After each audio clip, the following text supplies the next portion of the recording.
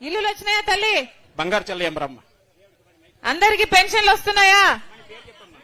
అందరికి ఉద్యోగాలు వచ్చినాయమ్మా బిడ్డలకు? ఏమంటే ఇక్కడ మాట్లాడతారట, ఒక్క నిమిషం మేడం.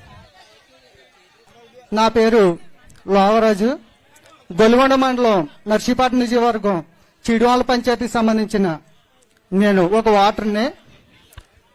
మేము రాజశేఖర రెడ్డి గారు ఉన్న కాడి నుంచి కాంగ్రెస్ కార్యకర్తలమే.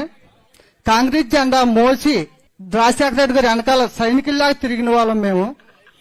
రాజశేఖర రెడ్డి గారు చనిపోయిన తర్వాత మీ కుటుంబానికి జరిగిన అన్యాయం కోసం మీ వెనకాల ఆ జెండా ఒగ్గేసి మీరు నమ్మిన సిద్ధాంతానికే వైఎస్ఆర్ జెండా, ఇక్కడ ఉన్న కాంగ్రెస్ కుటుంబం అంతా వైఎస్ఆర్ జెండా భుజాన్ని వేసుకొని మీ పాదయాత్ర చేసినప్పుడు మీ వెనకాల జెండా పట్టుకొని తిరిగాం.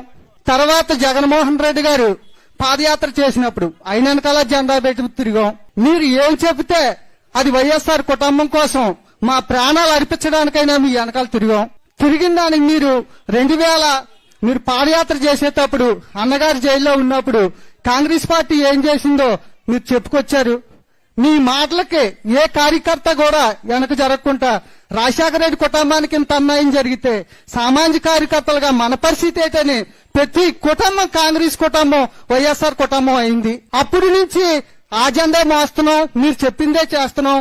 జగన్మోహన్ రెడ్డి గారి పరిపాలనలో ప్రతి పేదవారు అందరూ సుభిక్షంగా ఉన్నారు. పింఛనీలు వస్తున్నాయి, ఇళ్ల స్థలాలు వస్తున్నాయి, అన్ని రకాలుగా బాగుంది.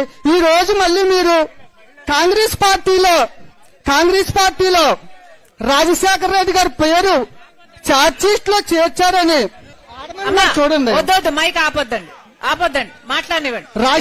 మాట్లాడు, నీకు సమాధానం చెప్తాను. రాజశేఖర రెడ్డి గారి పేరు చార్జ్షీట్ లో చేర్చారని బాధపడే ప్రతి కార్యకర్త, రాజశేఖర రెడ్డికి విజయుడిగా ఉన్న ప్రతి కార్యకర్త మీ కుటుంబం వెనకాలే తిరిగారు. మళ్ళీ ఈ రోజు మీరు ఆ పాలన బాగోలేదు, మళ్ళీ కాంగ్రెస్ రావాలా అంటున్నారు.